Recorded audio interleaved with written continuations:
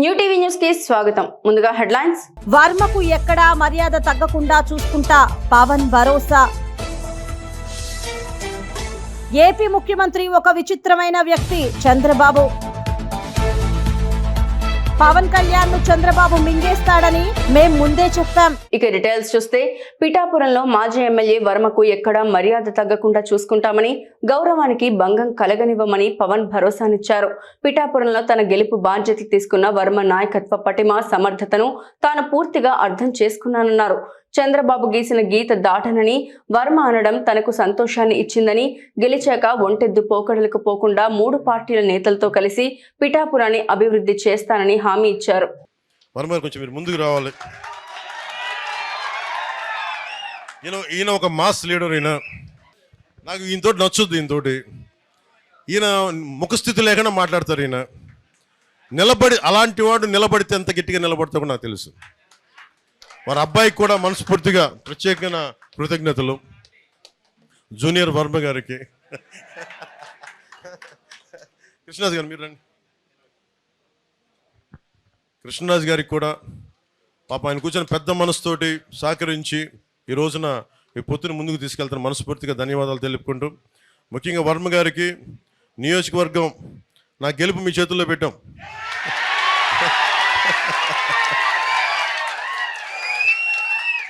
So మనస్ఫూర్తిగా నాయకులు, తెలుగుదేశం నాయకులందరూ నేను ఒకటి చెప్తున్నా, గెలవాలంటే గెలవచ్చు, అలా కాదు కదా. గెలుపు చిరస్థాయిగా ఉండిపోవాలి, మర్చిపోయేలా ఉండిపోవాలి. భారతదేశం ఏదో మీరు గుర్తుపెట్టుకోండి. మన జగన్ ఏం చేశారు చెప్తాను. జగన్ ఒక నిమిషం.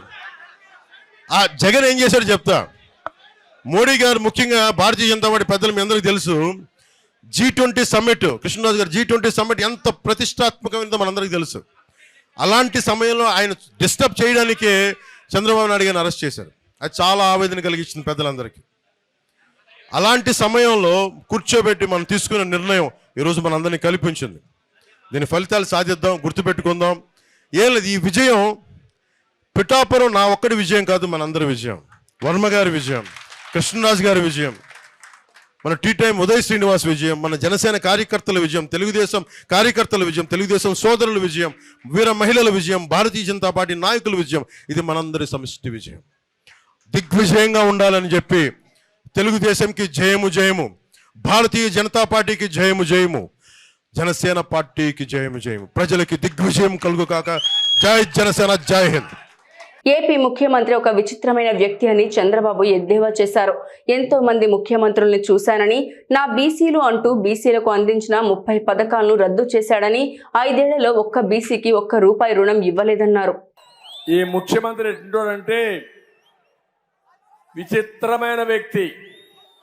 ఏం తమ్ముళ్ళు ఎప్పుడన్నా చూసారా ఇటువంటి? ఎప్పుడన్నా ఊహించారా మీరు?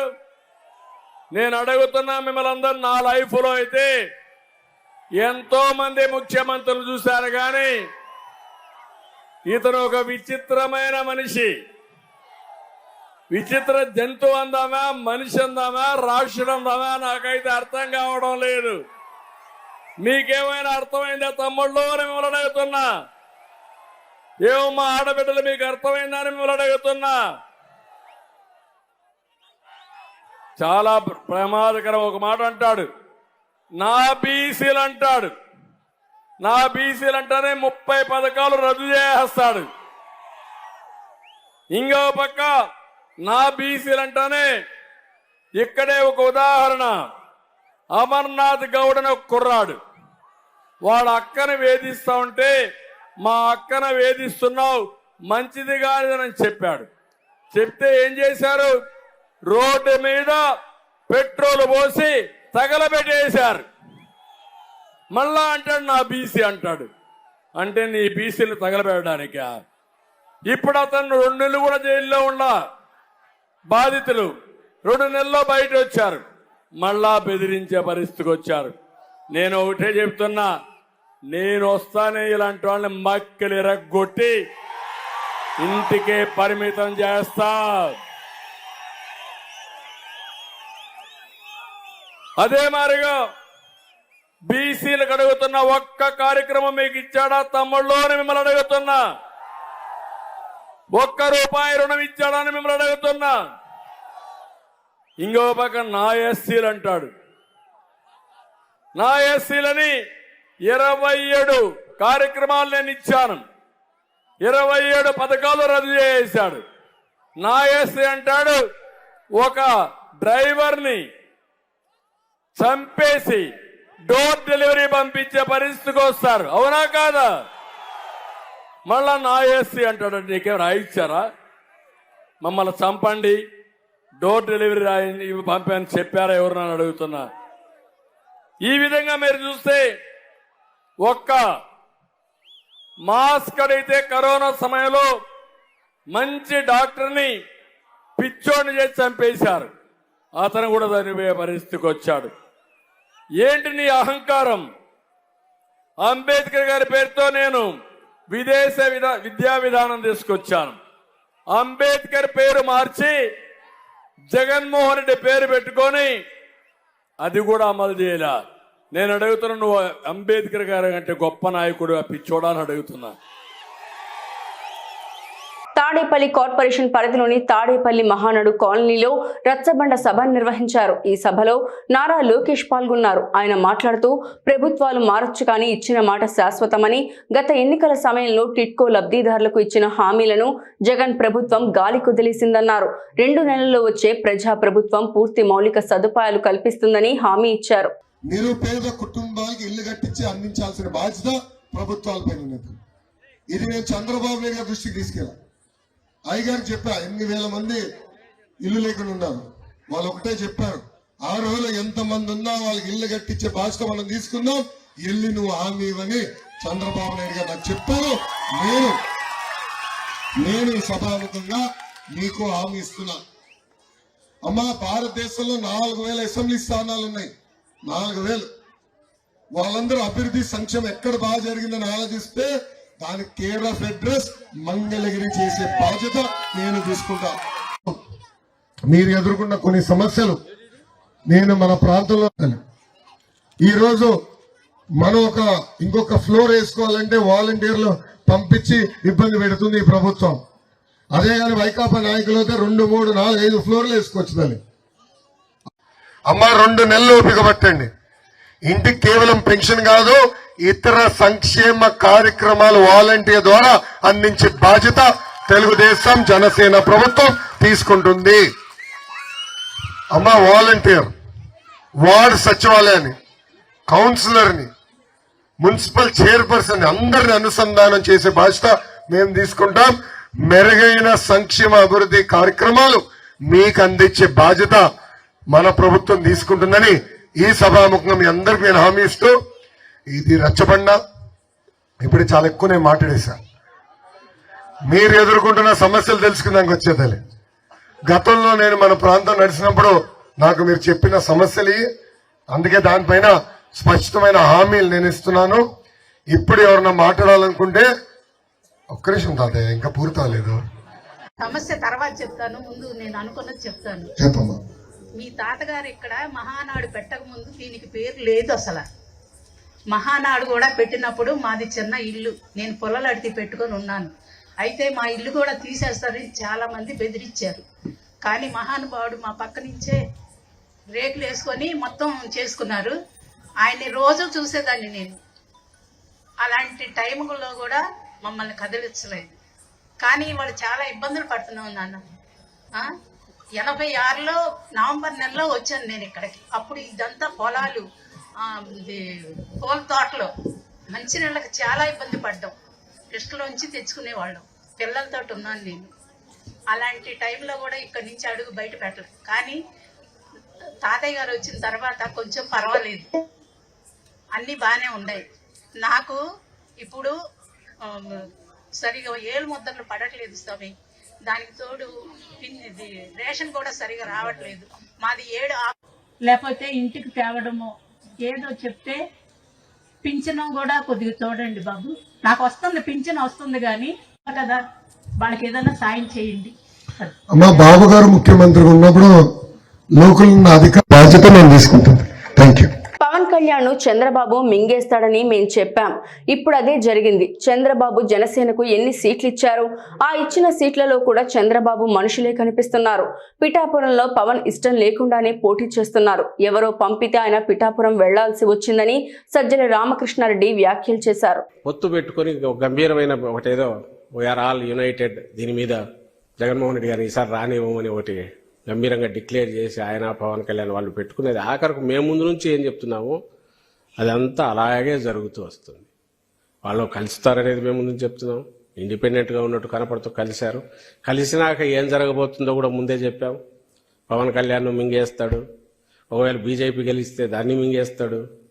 ఆఖరకు చంద్రబాబు నాయుడు అనే వ్యక్తి తన విశ్వరూపం ప్రజలకే కాదు నమ్ముకున్న వాళ్లకు వాళ్ళకు కూడా ఎట్లా చూపిస్తాడనేది గతంలో ఎన్నడూ లేనంతగా కూడా ఈసారి ఎన్నికల్లో కనపడింది. మీ అందరూ గమనించే ఉంటారు. అది ఫస్ట్ పొత్తు దగ్గర అలాగే కనపడింది గందరగోళం. అలాగే సీట్ల నంబర్ ఆఫ్ సీట్స్ దగ్గర అలాగే ఆడుకున్నాడు వాళ్ళతో. మూడవది అభ్యర్థుల దగ్గర కూడా ఆయనే డిసైడ్ చేశాడు. ప్రత్యేకంగా డీటెయిల్ పోవాల్సిన అవసరం లేదు, అందరికీ తెలుసు. ఈరోజు పవన్ కళ్యాణ్ అనే వ్యక్తి ఎక్కడున్నాడా అంటే నా గర్క నా ఘాట్కా అనే ఒక సామెత ఉంది, అటు ఇటు కాదు. ఇప్పుడు పిఠాపురం అభ్యర్థి అది కూడా ఆయన కాన్స్టిట్యూన్స్ చూజ్ చేసుకున్నది కాదు. వీళ్ళు ఎవరో తోస్తే నువ్వు అక్కడికి పోంటే పోయినట్టున్నాడు. అక్కడ ఈరోజు దీనంగా చెప్పాల్సి వస్తుంది, నేను ఇక్కడే ఉంటానే. నేను పిఠాపురంలోకి ఈరోజు పోయి ఆయన బయట తిరిగితే పిఠాపురం వాళ్ళు నంబరు. పోనీ బయట తిరిగి నాయకుడు పెద్ద నాయకుడు ఈయన రాష్ట్రం అంతా నువ్వు తిరిగిపో మేము బ్లెస్సింగ్స్ ఇద్దామన్నాం ఒకటే. ఆయనకు ఇచ్చినవి 21. ఆ 21లో నాకు తెలిసి బహుశా మీ అందరూ నేను నంబర్ చూడలేగానే 17 మంది టీడీపీ వాళ్ళు, ఇంకో పార్టీ నుంచి వచ్చిన వాళ్ళు, చంద్రబాబు నాయుడు ఎవరెవరిని తీసుకొచ్చి అక్కడికి పంపితే వాళ్ళు మాత్రమే అభ్యర్థులయ్యారు. ఒరిజినల్ ఈయనతో ఉంటే పోటీ చేయొచ్చో లేదా రాజకీయంగా మేమేదో ఉండొచ్చో అని అనుకున్న వాళ్ళందరూ పక్కకు పోయినారు. అసలు అది ఈయనంటే సరే ఏమి ఒక ఐడెంటిటీ లేదు. చంద్రబాబు పెడితే ఉన్న ఇది పార్టీ, అది ఆ అవుట్ఫిట్. సిటిజన్స్ ఫర్ డెమోక్రసీకి ఆ జనసేనకు తేడా లేదు. ఇది ఏమంటే సివిల్ సర్వీసెస్ నుంచి వచ్చిన వాళ్ళతో వీళ్ళతో నలుగురితో పెట్టాడు. అదేమో ఆయన పవన్ కళ్యాణ్ అనే ఒక స్టార్ను తీసుకొచ్చేసి దాంతో ఓటు పెట్టాడు. అక్కడి ద్వారా వ్యవస్థల కోసం ఇళ్ళది పెట్టించాడు, వ్యవస్థల ద్వారా ఇది చేయడం కోసం. అక్కడేమో ఆయన నమ్ముకున్న అభిమానులు పవన్ కళ్యాణ్ లేదా కాపు సామాజిక వర్గం వాటి ఓట్లో తనను ఎవరు నమ్మరు, చంద్రబాబు నమ్మరు కాబట్టి ఆయన ద్వారా ఏమైనా రూట్ త్రూ అవుతాయో అని తనను పెట్టుకున్నాడు. పెట్టుకుని ఆఖరుకు కనీసం పొలిటికల్ ఇది ఉంటే ఆయనకు 30-40 సీట్లు ఇచ్చి ఆయన అభ్యర్థులను ఆయన సెలెక్ట్ చేసుకోమని అంటే ఏదో రియల్ పొత్తు అనుకోవచ్చు. 24 అని అది తీసేసి 21కి వచ్చి ఆ 21లో కూడా 18 తన మనుషులను లేదంటే డబ్బులు ఇచ్చిన వాళ్ళని ఎవరినో పెట్టి లెక్క అడికాడికి సరిచేసి వాళ్ళని పెట్టి వదిలేసి బీజేపీ మరి ఇదంటే సరే అది అంత పెద్ద పార్టీ, నేషనల్ పార్టీ. గతంలో కనీసం ఆ పార్టీ నాయకులు ఎవరినో పెట్టుకునేవాళ్ళు. సీట్ల వరకు చంద్రబాబు ఎట్లాడిచ్చినా లాస్ట్కి వచ్చేసరికి వాళ్ళ అభ్యర్థులన్నా వాళ్ళని పెట్టుకునేవాళ్ళు. ఈసారి అది కూడా ఈయనే డిసైడ్ చేశాడు, మొత్తం బయట నుంచి వచ్చిన వాళ్ళు. ప్రభుత్వ అసమర్థత వల్లే పంటలు ఎండిపోయాయి కాబట్టి పరిహారం ఇవ్వాల్సిందేనని కేసీఆర్ డిమాండ్ చేశారు. వెంటనే జిల్లా కలెక్టర్లకు ఆదేశాలిచ్చి ఎన్యూమరేట్ చేయాలని సూచించారు. ఏ జిల్లాలో, ఏ మండలంలో, ఏ గ్రామంలో ఏ రైతు పంట ఎంత ఎండిపోయిందనే లెక్కలు తీయాలన్నారు. ధరలన్నీ పెరిగాయి కాబట్టి ఎకరాకు 25,000 రూపాయల చొప్పున పరిహారం ఇవ్వాలని ప్రభుత్వాన్ని కేసీఆర్ డిమాండ్ చేశారు. మేము ఆనాడు ఒక పద్ధతి మార్చేసిన, నేను ముఖ్యమంత్రి ఉండే టైంలో భయంకరమైన రాళ్లవానం వచ్చి ఖమ్మం జిల్లాలో అనేక జిల్లాలలో పంట నష్టం జరిగింది. మహబూబాబాద్ జిల్లాలో, ఖమ్మం జిల్లాలో, చాలా జిల్లాలలో నేనే స్వయంగా పోయి పరిశీలన చేసిన ఏంది ఎంతవరకు జరిగిందని చెప్పి. నిజంగానే ఘోరంగా దెబ్బతిన్నది. 100% పంట పోయింది. కానీ పంట నష్టం ఇచ్చే పరిస్థితి ఏంది? ఆ రోజు వరకు కూడా కేంద్ర ప్రభుత్వాన్ని నివేదిక పెట్టాలి, ఆ తోకగాలు రావాలి 3 నెలలకు, వాడు వచ్చే వరకు ఏమి ఉండదు, వాడు ఉల్టా రిపోర్ట్ రాయాలి, వాడేమి ఇయ్యాడు, వీడు తీసుకోడు, రైతుకు అందదు. దాంతో నేనే నిర్ణయించి రైతులు బలపడుతున్నారు కాబట్టి, తెలంగాణ రాష్ట్రంలో మంచిగా అవుతున్నారు కాబట్టి మళ్ళా వాళ్ళ పరిస్థితి దిగజారద్దని చరిత్రలో ఎప్పుడు లేని విధంగా ఎకరానికి 10,000 రూపీస్ ఇచ్చిన నేను. ఇన్స్టెంట్ శాంక్షన్ అంత వెరీ డే ఆ పొలంలో నిల్చుండే అనౌన్స్ చేసి 5-6 రోజుల లోపల వాళ్ళకి నష్టపరిహారం అందజేసినాం. ఏ తుంగతుర్తికి 6 కోట్లు ఇచ్చినాం, మొత్తం దాదాపు 149 కోట్ల రూపాయలని పంపిణీ చేసినాం ఇమీడియట్ గా రైతులకు. అదే విధంగా 149 క్రోర్స్ ఇచ్చినాం. రెండో విడత అంటే సుమారు ఒక 500 కోట్ల రూపాయలను పంచినాం రైతులకు మేము. ఇవాళ లేదండి, రాలవరం వాడిది అడిగే దిక్కు లేదు. ఓ మంత్రి ఓడు, ఓ ఎమ్మెల్యే ఓడు, దొంగలు కదా ముఖం సాటేసినట్టు. ముఖ్యమంత్రికి అయితే పట్టేలేదు, ఢిల్లీ యాత్రలే సరిపోతాయి. ఏది మరి నాకు అర్థం కాదు. ఎమ్మెల్యేలు ఓరు, ఎంపీలు ఓరు, మంత్రులు ఓరు, అధికారుల బృందాలు పంపించారు. మేము ఒకటే మాట చెప్తా ఉన్నాం, ఇవాళ ఏది ఏమైనా సరే రణరంగమైనా సరే ఈ ప్రభుత్వాన్ని మెడలు వంచుతాం, వదిలిపెట్టాం ఎట్టి పరిస్థితులలో, ఎట్ ఎనీ కాస్ట్. మేమన్నాడు 10,000 రూపాయలు, ప్రపంచంలో ఇయ్యాలి 10,000 రూపాయలు, 2,000 చేదో ఇచ్చి చిల్లర చేతులు దులుపుకునేది. మేము 10,000 రూపాయలు ఇన్స్టెంట్ గా ప్రకటించి 500 కోట్లు సుమారు పంచినాం. 450, 460 కోట్లు పంచినాం. ఇలా అతి లేదు గతి లేదు. సుమారు 1,00,000 ఎకరాలలో పంటలు పోయినాయి, రాళ్ల వానలు పడి, అకాల వర్షాలు పడి, కొన్ని హోరు గాలికి దెబ్బతిన్నాయి, వర్షాలు గుడిసి దెబ్బతిన్నాయి, కొన్ని రాళ్ల వానకి దెబ్బతిన్నాయి. దానికి దిక్కులేదు, దాని గురించి మాట్లాడడం లేడు. ఇవాళ ఉన్న మంత్రి, ముఖ్యమంత్రి, ఉప ముఖ్యమంత్రి వీళ్ళంతా ఏం మాట్లాడినండి? అసలు వాళ్ళ ముఖాలకన్నాడు ఇయ్యలే. వాళ్ళు దిగిపోయిన నాడు కూడా 470 కోట్లు బకాయిలు పెట్టిపోతే మేము ఇచ్చినాం ఇన్పుట్ సబ్సిడీ. బీఆర్ఎస్ గవర్నమెంట్ లో ఇచ్చినాం. వాళ్ళు ఎగబెట్టిపోతే 2014లో ఎగబెట్టిపోతే 2-3 ఏళ్ళ నుంచి ఉన్న బకాయిలు పెండింగ్ పెట్టిపోతే మేము క్లియర్ చేసినాం. అవి క్యాబినెట్ లో తీర్మానం చేసి ఈ రోజు మేము ఏం పెట్టలే, బకాయిలు లేవు. ఇలా జరిగింది. మేమన్నా 10,000 ఎప్పుడు చరిత్రలో ఇయ్యని 10,000 50 ఏళ్ళ కాంగ్రెస్ పరిపాలనలో ఎన్నడూ తెలుగుదేశం పరిపాలనలో ఎవడు ఇయ్యని 10,000 రూపాయలు మేము ఇస్తే దాన్ని కూడా ఎకసక్కం చేసి మాట్లాడినారు, ఘోరంగా మాట్లాడినారు. ఏ మూల సరిపోద్దండి 10,000, 20,000 రూపాయలు ఇవ్వాలి అని మాట్లాడినారు. మరి ఇలా ఏడ వండుకున్నారు, తలకాయ ఎక్కడ పెట్టుకున్నారు? తెలుగుదేశం పార్టీ ఎన్ని పర్యాయాలు ఎన్నికల నిబంధనావళిని ఉల్లంఘించినా స్పందించిన ఎన్నికల సంఘం వైసీపీపై ఎలాంటి విచారణ లేకుండానే చర్యలకు పాల్పడుతూ పక్షపాతంగా వ్యవహరిస్తోందని మాజీ మంత్రి పేర్ని నాని విమర్శించారు. తాడేపల్లిలోని వైసీపీ కేంద్ర కార్యాలయంలో ఆయన మీడియాతో మాట్లాడారు. ఇవాళ ఈనాడు పేపర్లో ఆయన ఏం రాసినా జగన్మోహన్ రెడ్డి గారి గురించి ఎన్నికల కమిషన్కి లెక్క ఉండదు, జిల్లా కలెక్టర్ కంటే జిల్లా రిటర్నింగ్ అధికారులకి లెక్క ఉండదు, ఎవడు పట్టించుకోడు. జగన్మోహన్ రెడ్డి గారి గురించి, వైఎస్ఆర్ కాంగ్రెస్ పార్టీ గురించి, లేదా ఏ ఫోటోలు వేసినా టీడీపీ వాళ్ళ గురించి వేసినా ఏమీ చర్యలు చేపట్టలేదు. ఈనాడు పేపర్లో వైఎస్ఆర్ కాంగ్రెస్ పార్టీ గురించి చిన్న ఐటెం వస్తే వెంటనే దాని మీద చర్యలు తీసేసుకుంటున్నారు. ఏం జరుగుతుంది? ఎవరి ఇవాళ వీళ్ళందరి మీద ఏ రకమైనటువంటి ఒత్తిడి ఉంది? ఎందుకు ఈ రకంగా పక్షపాత ధోరణితో ఎందుకు ఈనాడుకి ఎంత లొంగిపోతున్న పరిస్థితులు ఉన్నాయి? వైఎస్ఆర్ కాంగ్రెస్ పార్టీ ఆఫీస్కి జగన్మోహన్ రెడ్డి గారు, అంటే ఇది కేంద్ర కార్యాలయం, దీని మీద జగన్ గారి ఫోటో ఆఫీస్ మీద ఉందంట. ఈనాడు పేపర్లో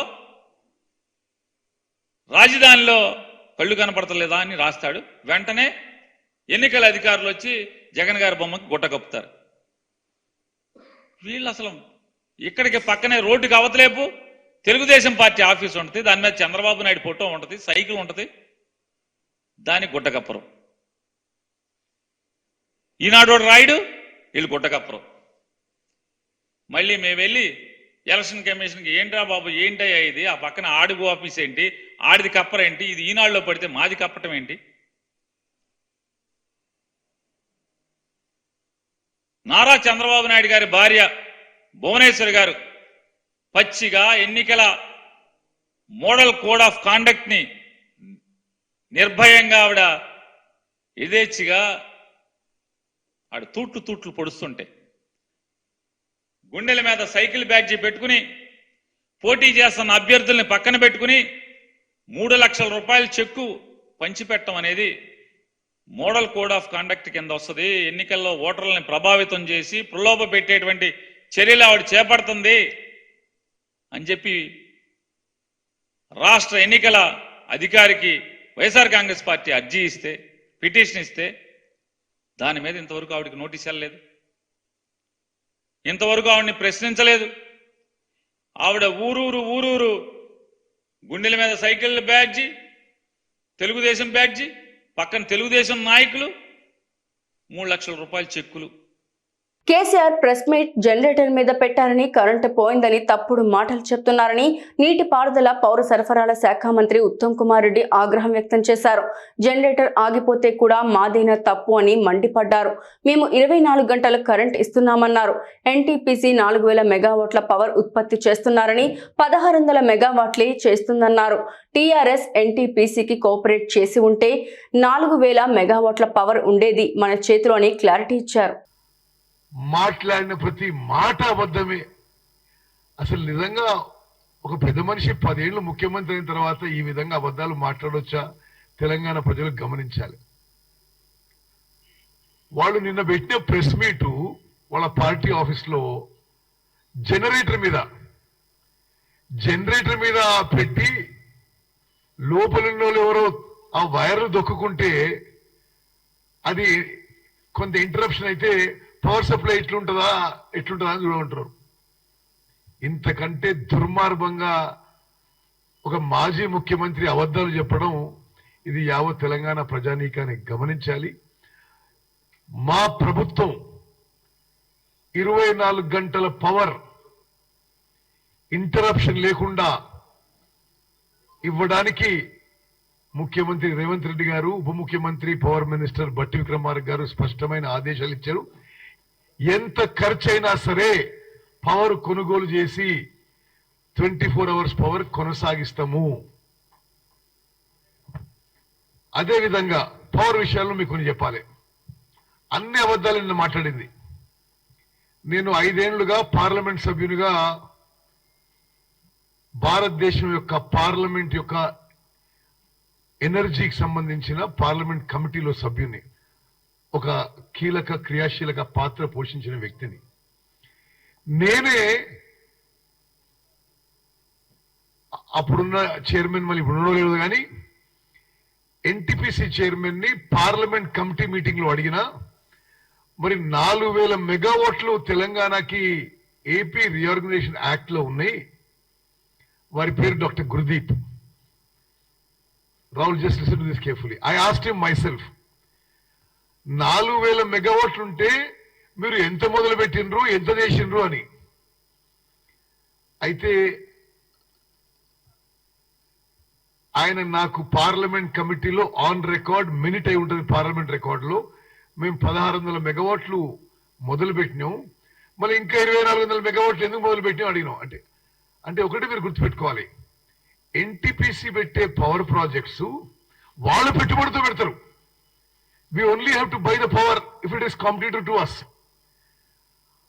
ఆ బ్యాలెన్స్ ఆ ఎన్టీపీసీ ఫేజ్ 2 2400 మెగావాట్ కి రాష్ట్ర ప్రభుత్వం ల్యాండ్ అండ్ వాటర్ అలాట్మెంట్ లో కోఆపరేట్ చేయడం లేదు అని పార్లమెంట్ కమిటీలో డాక్టర్ గుర్దీప్, చైర్మన్ ఎన్టీపీసీ, నాకే జవాబు చెప్పడం జరిగింది. సరే, ఆ తర్వాత మరి ఆ విషయం తర్వాత ప్రోగ్రెస్ అయింది. ఇప్పుడు ఏదో నిన్న ఆ పెద్ద మనిషి ఏదేదో మాట్లాడాడు. అంటే నిజంగా కూడా గత టిఆర్ఎస్ ప్రభుత్వం ఎన్టీపీసీతో కోఆపరేట్ చేసుంటే రాష్ట్ర ప్రభుత్వానికి రూపాయి పెట్టుబడి లేకుండా 4000 మెగావాట్ల పవర్ ఈ రోజు వరకు వచ్చేది. వీళ్ళు మొదలుపెట్టిన అక్కడ భద్రాద్రి, యాదాద్రి పవర్ ప్లాంట్స్ కి ఎక్కడ డిమాండ్ ఉండదు అని చెప్పి దాన్ని ఆపిన వీళ్ళు. ఏదో అబద్ధాలు మాట్లాడుతున్నారు. ఏదో పెద్ద పెద్ద ఫిగర్లు మాట్లాడిండు. మేము వచ్చినప్పుడు 6000 7000 మెగావాట్లు ఉండే, మేము 14000 మెగావాట్లు చేసినామని. అన్ని అబద్ధాలే. వాళ్ళు పూర్తి చేసిన ఏకైక ప్రాజెక్టు, వాళ్ళు మొదలుపెట్టి పూర్తి చేసిన ఏకైక ప్రాజెక్టు భద్రాద్రి పవర్ ప్లాంట్. అది కూడా ఒక అవుట్డేటెడ్ సబ్ క్రిటికల్ టెక్నాలజీతో శాశ్వతంగా తెలంగాణ ప్రజలపై ఎక్కువ యూనిట్ కాస్ట్ వచ్చే ప్రాజెక్ట్ తప్పితే మరొకటి లేదు. ప్రతిపై ఎక్కువ శాతము సోలార్ పవర్ ప్రాజెక్ట్స్, అది 20% PLF మీద నడుస్తాయి. అవి ప్రైవేట్ పెట్టుబడులతో వచ్చినాయి. వీళ్ళ హయాంలో మొదలుపెట్టిన మరొక ప్రాజెక్టు, విద్యుత్ ప్రాజెక్టు లేదు అని చెప్పి మనం చేస్తున్నాం. యాదాద్రి పవర్ ప్రాజెక్టు 7 ఏళ్ల తరబడి కాస్ట్ ఓవర్ రన్ 3 4 అయిపోయి ఇంకెక్కడో ఇంకా మెల్ల నడుస్తున్నది. సో పవర్ విషయంలో వాళ్ళేదో గొప్పలు సాధించిన విషయం ఇది అబద్ధము. ప్రస్తుత ప్రభుత్వం 24 గంటల కరెంటు పాలసీ మేము కొనసాగిస్తున్నాం. రాష్ట్రంలో ఎక్కడ కూడా ఒక్క నిమిషం కూడా పవర్ ఫెయిలియర్ లేదు అని చెప్పి నేను మనం చేస్తున్నా. వ్యవసాయానికి కానీ వ్యాపారానికి కానీ ఇండ్లకి కానీ. దానికి అదనంగా మేము ఇండ్లకి 200 యూనిట్లు ఉచితంగా ఇస్తున్న విషయం కూడా మరి తెలంగాణ ప్రజానీకానికి తయారు చేస్తున్నాం. వాలంటీర్ వ్యవస్థను చూసి చంద్రబాబు భయపడుతున్నారని విజయవాడ సెంట్రల్ ఎమ్మెల్యే మల్లాది విష్ణు అన్నారు. విజయవాడలో తన కార్యాలయంలో ఆయన మీడియాతో మాట్లాడారు. నిమ్మగడ్డ రమేష్ లాంటి వ్యక్తులను అడ్డం పెట్టుకుని చంద్రబాబు వాలంటీర్లపై ద్వంద్వ వైఖరి అవలంబిస్తున్నారని ఆరోపించారు. 3 నెలల పాటు పెన్షన్దారులు ఇబ్బంది పడే విధంగా చంద్రబాబు ప్రయత్నాలు చేస్తున్నారని విమర్శించారు. సచివాలయం దగ్గరికి పోయి ఈ 3 నెలల పాటు ఏప్రిల్ మే జూన్ 3 నెలల పాటు అక్కడికి వెళ్లి తీసుకునేటటువంటి ఇబ్బంది పడే విధంగా చేసినటువంటిది చంద్రబాబు నాయుడు గారు అని చెప్పి ఈ సందర్భంగా చెప్తాం. దీన్ని ఈ చేసినటువంటి దుందుడుకు చర్యని వాలంటీర్ వ్యవస్థను చూసి భయపడిపోతా ఉన్నారు. వాలంటీర్లు పదే పదే వాళ్ళ ఆ వ్యవస్థ పట్ల ఏ విధంగా వ్యవహరించాలో కూడా తెలుసుకోలేకపోతా ఉన్నారు. ఒకసారేమో వాలంటీర్ వ్యవస్థ కొనసాగిస్తామంటారు, ఒకసారేమో 50,000 ఆదాయం వచ్చే విధంగా చేస్తా ఉంటారు. మళ్ళీ పక్క నుంచి ఇలాంటి సంస్థల ద్వారా రమేష్ చౌదరి లాంటి సంస్థలని city for democracy, citizens for democracy సంస్థల ద్వారా కంప్లైంట్లు ఇప్పిస్తూ కోర్టులకు వెళ్తూ రాష్ట్రంలో 66 లక్షల మంది గందరగోళ పరిస్థితికి నెలకొనడానికి చంద్రబాబు నాయుడు గారి యొక్క ఆలోచన కుట్ర ఉన్నది అని చెప్తాం. వృద్ధులు, దివ్యాంగులకు ఇళ్ల వద్దనే పింఛన్ ఇవ్వాలని టీడీపీ తరపున డిమాండ్ చేస్తున్నట్లు మాజీ ఎమ్మెల్యే బోండా ఉమా అన్నారు. విజయవాడలో తన నివాసంలో ఆయన మీడియాతో మాట్లాడుతూ ఎలక్షన్ కమిషన్ కేవలం వాలంటీర్లను మాత్రమే ఈ కార్యక్రమంలో ఉండవద్దని ఆదేశాలు జారీ చేసిందని తెలియజేశారు. వైసీపీ ప్రభుత్వం కావాలని ప్రతి విషయాన్ని రాజకీయం చేస్తుందని మండిపడ్డారు. వృద్ధులు ఉన్నారు, 80 ఏళ్ళు 90 ఏళ్ళు నడవలేని వాళ్ళు, దివ్యాంగులు ఉన్నారు, సచివాలయాలకు వెళ్ళలేనటువంటి వాళ్ళు, వీళ్ళందరూ కూడా ఇబ్బంది పడతారు. కాబట్టి వాలంటీర్ల వరకే election commission of India order ఇచ్చింది. మిగిలిన వ్యవస్థలు ఉన్నాయి, ఆ వ్యవస్థల్ని ఉపయోగించి పెన్షన్ని డోర్ డెలివరీ చేయమని తెలుగుదేశం పార్టీ డిమాండ్ చేస్తూ ఉంది. ఎన్నికల కమిషన్ గారిని కూడా లేఖిస్తాం. ఈ వ్యవస్థని అడ్డు పెట్టుకొని నాటకాలు ఆడుదామన్న జగన్మోహన్ రెడ్డి ప్రయత్నాల్ని సాగనిచ్చే పరిస్థితి లేదు. ఖచ్చితంగా పింఛన్లు డోర్ డెలివరీ అయ్యే వరకు తెలుగుదేశం పార్టీ పింఛన్దారుల పక్షాన నిలబడుద్దని తెలియజేస్తా ఉన్నాం. వార్తలు ముగించే ముందు హెడ్లైన్స్ మరోసారి. వర్మకు ఎక్కడా మర్యాద తగ్గకుండా చూసుకుంటా పవన్ భరోసా. ఏపీ ముఖ్యమంత్రి ఒక విచిత్రమైన వ్యక్తి చంద్రబాబు. పవన్ కళ్యాణ్ ను చంద్రబాబు మింగేస్తాడని మేం ముందే చెప్పాం. న్యూ టీవీ న్యూస్ ఇంతటితో సమాప్తం. తిరిగి రేపటి బులెటిన్ లో మళ్ళీ కలుసుకుందాం. అంతవరకు సెలవు, నమస్కారం.